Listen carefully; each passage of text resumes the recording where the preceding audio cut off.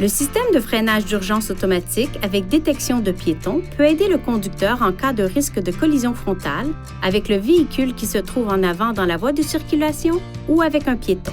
Le système sera automatiquement activé chaque fois que le contacteur d'allumage sera placé à la position ON.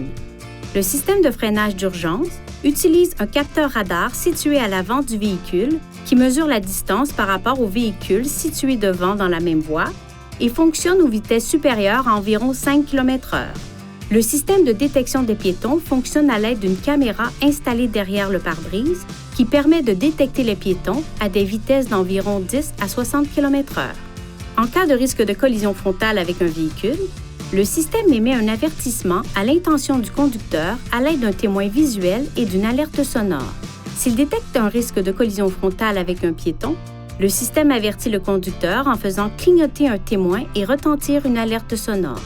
Si le conducteur n'intervient pas, le système émet un second avertissement sonore et visuel et applique également un freinage partiel.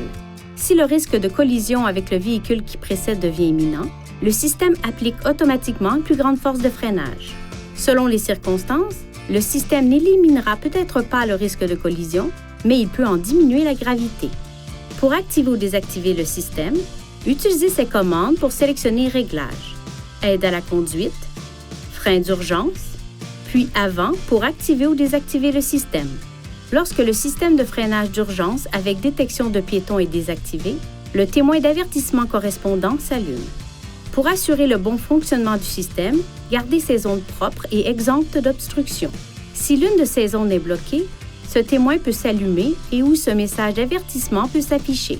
Une fois le véhicule stationné dans un endroit sûr, éliminez toute obstruction pour établir le fonctionnement normal du système.